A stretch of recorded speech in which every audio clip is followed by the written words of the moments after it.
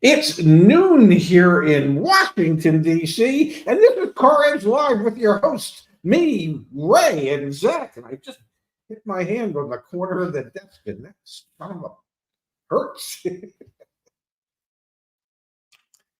There you go, ladies and gentlemen. Boo boo all better. Welcome, folks. Today's show is brought to you by CarEdge, putting the edge in your car buying experience. If you're looking to get edgy, go to CarEdge.com.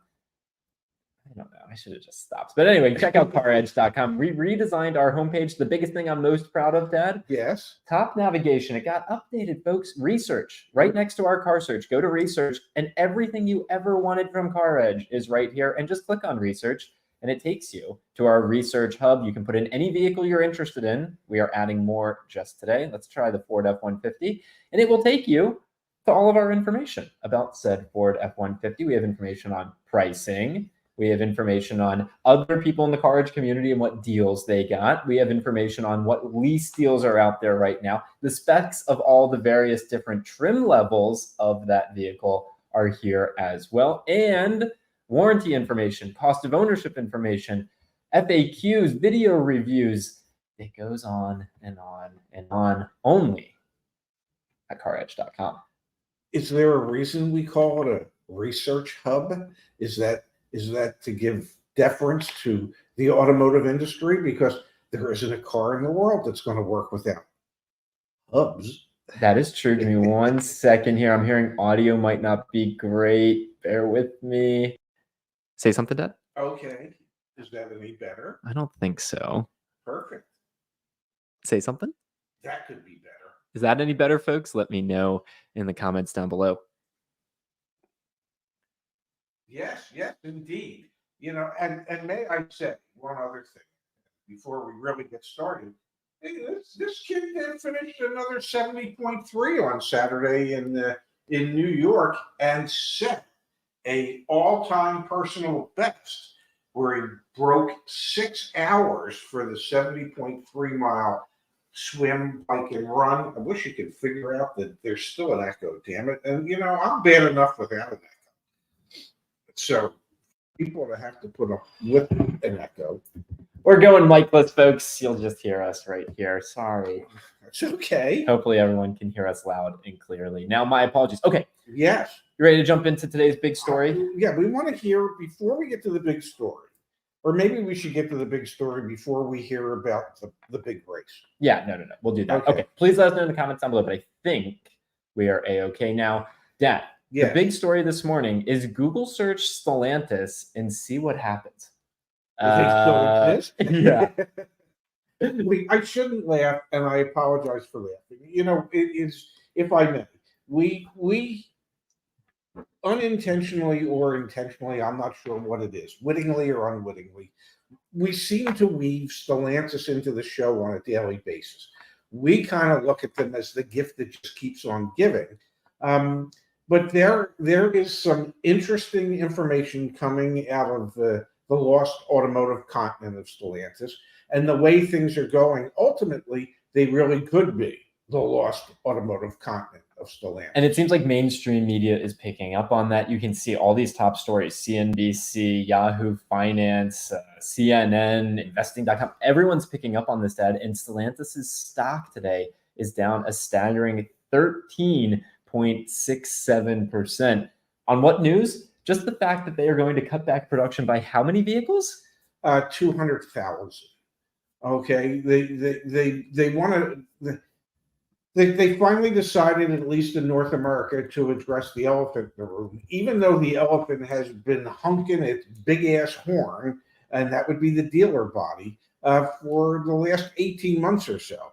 And Stellantis has finally come to their senses and said, we just can't keep building all these vehicles and keep sending them to our dealers who are oversupplied.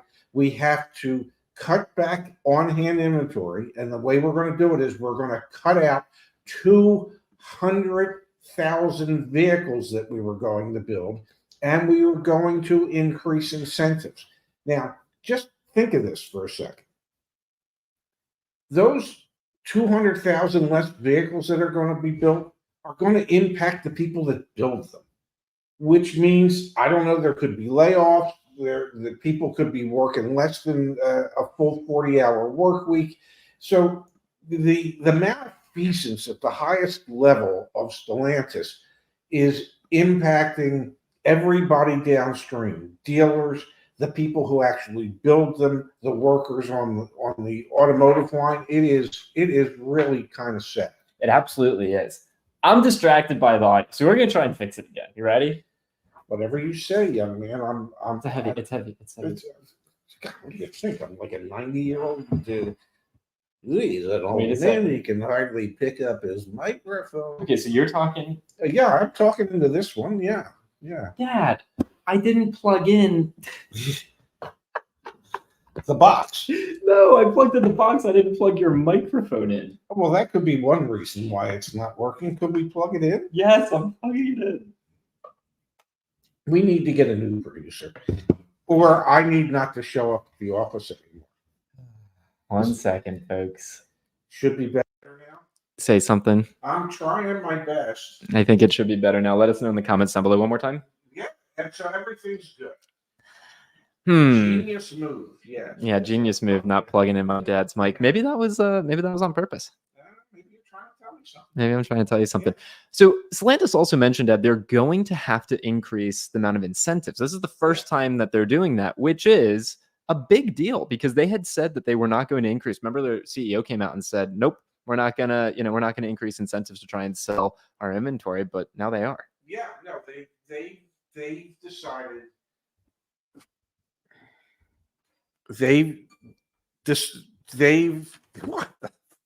They've decided. Goodness, they decided that they're finally going to help the dealers move their older inventory. That's what they decided.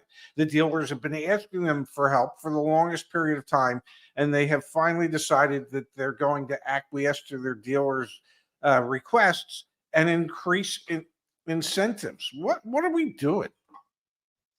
What are we plugged into? I don't know. Who are we plugged into? I don't know.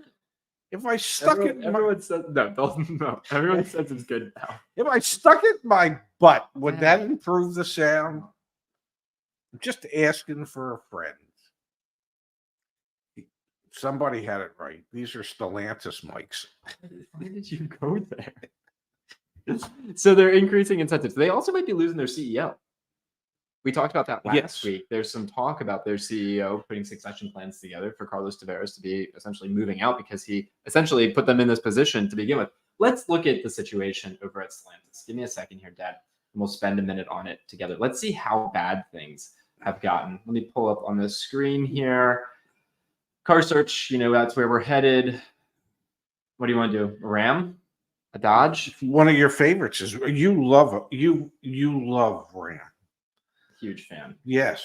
There are nationwide for sale 57,363 Ram 1500s for sale. Now, what I'm curious about. These are new ones? These are new ones. Oh, look, there was a 2025, a 2024, wow, yeah, there it is. A 2023. 431 days on the market. Oh, it's an Air Park Dodge Chrysler Jeep. I know exactly where that is in Scottsdale, Arizona. Yeah, very nice. I mean, that is a bad situation when you've got vehicles. And let's actually, sometimes we don't do this, but I'm going to come here. Yeah. We got the invoice price. That's interesting. We've got the days on market. A 94-day supply. So there are 2023 Ram 1500 pickups for sale within 100 miles of this one. Still. And the 24s and 25s are out right now. So and these are new. Yeah, these are new. Not even used. These are new. What I want to do is I actually want to see the dealer website. Let's get here. How is a dealer advertising to try and sell? Never allow. X out of that. Okay, sure. I accept cookies. Oh, I like cookies. $15,000 discount. Wow. It's a lot less than our target price, but it's still a not not nearly enough to get it sold. So that's what's happening right now to all these Stellantis dealers. That's why they're in uproar, and that's why Stellantis is ultimately having to have 200,000 fewer vehicles produced. Is there a VIN number associated with that vehicle? Yeah, of course. Okay, cool. Grab it. Please grab it. VIN's right there. What do you want me to do with it? Well, what would be a value of a 2-year-old one? Do you want to do Black Book, or do you want to try and sell it through CarEdge.com/sell? Let's try and sell it. All right, let's try and sell it. So we're going to go here to sell a car. Let me start over. VIN. I mean, We were in Arizona. So yes. We go to Arizona. Current mileage, we'll say, is what? 500? 1,000? 41. I don't think. I bet you this thing breaks. Okay. 41. Well, let's not break it. Let's try Okay. 1,000. Yeah. Let's see. Okay, 2021 Ram. Yeah. 2023 Ram. Yeah. 1,500. It's clean title. Sure, we own it. We have the title. Never been an accident. This is CarEdge.com/sell. You can use this as a research tool. Yes, No reason which not is to. which is what we're doing, by the way. This is exactly how we're using it. Right Yes. now. So this is on a dealer's lot for Yes. over a year and a half. Yes. Let's see if they have a high bidder. Yeah. So again, the dealer has this listed for sale on their website. MSRP of $61,105 with a $15,237 discount, taking their selling price all the way down to $45,868. Drum roll, please. The offers we get back if we owned this vehicle and we were trying to sell it. Yes. $39,200, $37,545, and we could unlock even more offers from the network. If it were me, Yeah. and I lived somewhere in Scottsdale or the surrounding environment, I would take this picture of these offers and I would take them with me when I drive over to Air Park, Chrysler, Plymouth, Chrysler, Dodge, Jeep, Ram. Yeah, Plymouth went away a long time ago. And I would say, gee whiz, do you think we can get closer to the $39,000 price range? Because that's all Car Gurus thinks it's worth. That's all Echo Park thinks it's worth. Yeah, I get that. Yeah, they think it's worth that, and they're going to try and sell it. So let's say Echo Park buys it for $37,500. They're probably going to turn around and sell it for around $40,000. Question for you, Dad. Yeah. Do you think? Yeah. David says run the Black Book on it. Let's run Black Book on this. So let's do that too. But do you think? Yes. That this vehicle is the one that's getting the new incentives from Stellantis? Because again, Stellantis finally came out and said, we are A, going to reduce production of our vehicles by 200,000 units, and B, we're going to increase incentives. Do you think the 2023s... And they said they're going to increase the incentives on their older cars, their older inventory. So I would think this would fall into that. Black Book says that this vehicle used in average condition is 43,600. I don't know anybody that's going to pay that. No. Echo Park won't. Echo Park will buy it for 37 and try and sell it for that. Now look at that. The Car Gurus, you had an offer of like 39,500 something. Yep. Which is retail if it was in poor condition. Yeah. Listen, if you can't sell it for 45,800 and change, perhaps they would finally get off the vehicle and take $40,000 for it or $41,000 for it. I'm not saying you should buy it with the hopes that you could turn around and resell it at a profit, but maybe the dealer would finally let it go. Do you buy into this, Dad? Yes. So the profit outlook is poorer here in the United States. And the reason is, I'll scroll down here, they've got more competition is one of the things that they're saying. The world's fourth biggest automaker by sales said it was facing weakening global demand and stiff competition from China, echoing similar comments from rivals, including Volkswagen, which cut its annual profit outlook on Tuesday. This has nothing to do with their competition out of China. This has everything to do with, let me pull it up, wait for it, gang. We're going to go to google.com. We're going to type in car price inflation. It has everything to do with this article that we wrote on CarEdge.com about car price inflation and who has increased their prices the most. Would that be Stellantis? So this is not a story of international competition. This is you increase the prices of your vehicles way too much, and now your dealers are having to do crap like this, and it's still overpriced. It's still this truck that we're looking at that they've had for a year and a half. This Ram 1500 is not worth 46 grand. It's worth 39. So what you're saying is this is a story of corporate incompetence. Yeah, and Is that what you're saying? and storytelling, right? Like Yeah. the story they're trying to tell is, oh, it's competition. No, it's not. We're having competition with China right here in the good old US of A. Wall Street Journal, hit us up. Here's Yeah. the story, gang. Yeah. Make a bunch of. Let's go back to the car search. Let's do another example. Let's literally just look at the first page of Jeep results. Not Grand Wagoneers, just Jeeps, all new. Let's get them out. Okay. We're looking at all new Jeeps. $57,835, more than the current average transaction price for a new car. Average transaction price for a new car is around $47,000, right? Yes. Let's see if a single one of these Jeeps is below the average transaction price for a new car. Second one on the list is a 2024 Jeep Gladiator. And let's also read out the days on market. 194 days on market, $63,200 MSRP. The first one, that Jeep Grand Cherokee, 297 days on the market. Then we've got a 2024 Jeep Wrangler, 32 days on the market, nearly 60 grand. Another Gladiator, 232 days on the market, 61 grand. A 2025 Jeep Grand Cherokee, $43,600. Below, it is below, first one below. So we've got one below. Let's keep going. Another Jeep Wrangler at 205 days on the market at 60 grand. Another Jeep Wrangler, this is a 4xe, 32 days on the market, 65 grand. 67 grand for this Jeep Grand Cherokee with 215 days on the market. Almost on this Jeep Grand Cherokee Laredo at $48,000, 58, 61, 70, 67, 70, 59, 2. We've got our second one. I mean, this is why they're struggling. Are you suggesting for a second that the good folks at Stellantis put their eggs in the wrong price point basket? If you take into consideration that these brands were always thought of as a lower price point brand than their competitors, than the Ford or General Motors, okay, of the big three, the Chrysler brands, the Chrysler family of brands were always considered less expensive, slightly lower quality, appealed to a different market. Yeah, absolutely.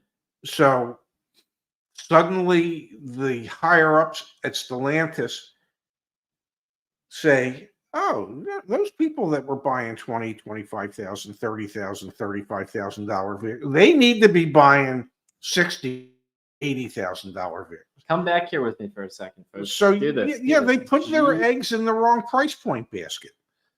Let's just look Jeep specifically. We did an article on this. Jeep is the worst culprit out of the Stellantis brands. Jeep prices have increased 61% in 5 years. 61% in 5 years. And if I come down here, there's Jeep sales in the United States. Yeah, they've been going down for the last 5 years. And not by a little bit, Jeep ladies. prices. Yeah. So are you suggesting that there's a correlation? Are you suggesting that a yes, we're frozen, but are you suggesting that this small ass company, this little company, CarEdge, that rents like a 2 office space in a WeWork in Washington D.C. could figure it out better than somebody making $39 million a year in compensation as the chairman of the board? Yeah. Is that what you're suggesting? That this little company, just looking at stats, pulling stats, looking at the data, and comparing their sales going this way, and you always tell me you want them to go up and to the right, not down to the right, but their prices have gone up and to the right, and as their prices have gone up and to the right, their sales have gone down to the right. Because the charts always go to the right. So they're screwed, man. And finally, the mainstream media is picking up on it. Volkswagen is also in a really precarious situation. We did back-to-back videos over on the main channel talking about Stellantis is screwed and Volkswagen is screwed. So it'll be interesting to see. I bet you there's more consolidation in the near future. None of these brands are going to go away. None of them are going to go away. But I'm pretty sure They all could have different owners. All going to have different owners. And quite honestly, I think there will be some brands that go away. Which one? Well, Fiat here in the States, Alpha here in the States. Well, what does Alpha even produce anymore? The Stelvio? Yeah, and they still produce. They still make the Julian. Yeah, and the Tonale and the whatever else. But yeah, but there could be some brands that I mean. Listen, we lost Oldsmobile, we lost Pontiac, we lost Plymouth. Yeah, there could be some more brands that we lose moving forward. Now, would I hope that Jeep, which is an iconic American vehicle, would not be one of them? I would hope that it would not be, but it wouldn't surprise me if Dodge or Chrysler no longer existed at some point. Yeah. I think Volkswagen could be here for the long haul. Is Nissan here for the long haul? I don't know. They're definitely giving us a lot of headlines that we can react to. Dan, let's come here to the chat for a couple minutes, and then we've got another story that we will turn our attention to from Jason. Thank you, Jason. Could you talk about the port strikes tomorrow and the effect you think that will have on the car market? I didn't even know there were port strikes happening tomorrow. There are port strikes that are happening tomorrow. And West Coast? I could be both coasts. Could be all the coasts. It could be north, south, east, and west coasts. That is my dad saying, I don't know the answer. I don't know the answer. For those of you that are unfamiliar with our channel, that was a non-answer. Let's see. Dock worker strike could begin Tuesday with East Coast port strike. Wow. Yeah. No, I have to do some research on this. This is brand new to me. Well, if there is an East Coast port strike, there's a lot of brands that Baltimore is one of the largest ports for importing automobiles in the United States. Yeah, Baltimore is massive. And you know what I always see when I go through the harbor tunnel there? A poop ton of cars. A poop ton of what cars? Jeeps. Seriously, I'm not kidding. Jeeps and Ram pickup trucks. Yes. That's where they enter on the East Coast, is right there. And you just see they store them there for whatever. I don't know why. Okay, we'll do some research on that and be more informed tomorrow from Core Guy. Thank you, Core Guy. Thanks for bringing that up, Jason. One fun activity we can do is Google car prices in 2019. Compare with the current 2024 models and prepare to laugh and get angry at the same time. That's the research that we've done with, again, just Google search car price inflation. Yes. And our articles should pop up. We also helped the Autopian with an article called Trimflation. So if you Google search Trimflation, we have some research on that. Automakers not only increased the prices of vehicles, they also reduced the amount of vehicles they made at the entry-level trim levels. So like it's a 1-2 punch. And ultimately, I hate to say the good news right now, but the good news is the market's finally recognizing that strategy of going up market doesn't work. And we know these corporations, why do they exist? To make money. So what are they going to do? They're going to have to listen to their customers. And that's, I think, what we're finally starting to see. That was the big Stellantis news this morning. Again, reducing production by 200,000 vehicles and finally initiating increased incentives for consumers and for dealers. Yes. When your stockholders sue you, and when suppliers are coming after you, and when your body writes an open letter to you, it's time to just stop sloughing it off and actually address the elephant in the room. And in some cases, the elephant in the room is really the head of the corporation. I'm just telling you right now that as a small company as we are, that if we can come up with this information that would help make informed decisions about what you want to produce and at what price points, I think either one of us could be running Stellantis for, I don't know, a small. That's me taking my hat and passing it out of the ring. I do not want that job, baby. For 1 year with a golden parachute, you take that job. Carlos is getting $39 million. I'll take 3.9. Anyway, all right. Okay, here you have it, ladies and gentlemen. For $3.9 million, Zach will go in and he will take over Stellantis and he will run it into the ground a little quicker than they are. But ultimately, he'll be able to do it for a lot less money. Think of it that way. There's value to that. It's convoluted and it actually makes sense. Yes. We've got from because if you're running it into the ground, run it into the ground. I mean, why spend top dollar to run it into the ground when you can run it into the ground for a lot less? 90% less. Yeah. There's an option for you. From Chad here. Thank you, Chad. Why doesn't CarEdge list certain types of cars? For example, the Corolla Hybrid on the search engine. Let's take a quick peek. I think we do have Corolla Hybrids on car search. I just clicked on search cars up at the top. Let's do Toyota. Wait, is it Camry or Corolla? Corolla. So it's not going to list Corolla Hybrid right there, but what you do is you scroll down here to engine and drivetrain and then choose hybrid. The mysteries, the great. This is why we're still a small company. There you go, Chad. Now you can see all those Toyota Corolla hybrids. And for everyone that needs or wants to know, we've got 10% off right now. 10% off right now on the CarEdge Insights plan, which gives you all the data that we use, our team uses to go negotiate car deals on behalf of our customers. And it's information you should use if you're going out to buy a car. Dad, I was going to do our next story, but I actually think for today, since I messed up the audio at the beginning, and you and I got to get lunch and we got to get back to film, we will save the other story for tomorrow. Okay, so we'll save that for tomorrow. I will take a moment. Thank you for giving me some kudos. I raced in an Ironman competition on Saturday. And I did the fastest time I've ever done in my life by almost 30 minutes. Look at you. 5 hours, 54 minutes was my completion time for a 70.3, which is a 1.2 mile swim, 56-mile bike ride, and I thought it was 1.9 miles swim. No, that bag that I have is from Europe, where it's in kilometers. Got it. 1.2 mile swim, 56-mile bike ride, 56-mile bike ride, 13.1 mile run, half marathon. Wow. Yeah, and it was raining and windy and very scary in the swim. The swim was very scary, but we got it done. Did it with my coworker Adam. It was his first one, and it was. I feel so happy. I'm so proud of myself that I 5:54, man. I almost cried at the finish line. I was so happy. What was the fastest time? Oh, at the race? 4 hours and 39 seconds. 4 hours and 39, not even 4 hours and 39 minutes, 4 hours and 39 seconds? Yeah, 1 second. We'll look at it together. So that person beat you by almost 2 hours? Oh, there are some, athletes, Dad. Well, geez Louise. Yeah, 4 hours, 39 seconds. You see it right there. Holy mackerel. Yeah, this guy, Colin. Way to go, Colin. Colin is a beast, obviously. Oh, so 3,000 people signed up for this race. Yeah. 1,728 finished it. Wow. And if you hit this arrow enough times, wait for it.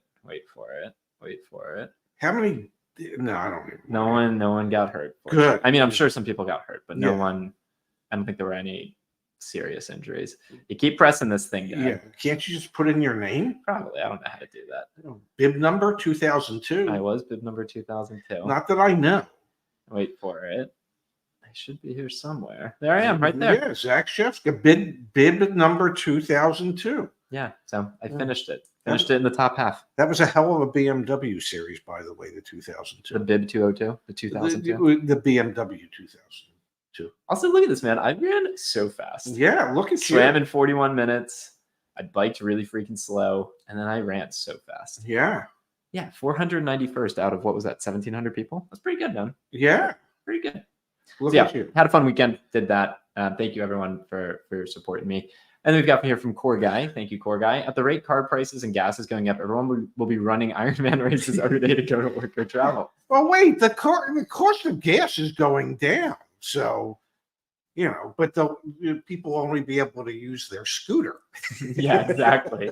Exactly. I will say, Core Guy, we've done so much work, again, back at caredge.com/research. If you go back to caredge.com, we now have a dedicated, we're calling it the Research Hub. Yeah, the Research Hub. Pulling it up on the screen. It's 100% free. So, you're mentioning cost of gas. We have all the costs of ownership for all these various vehicles. We can do a Jeep here, for example, including things like, let me go to cost to own. Let me click on maintenance.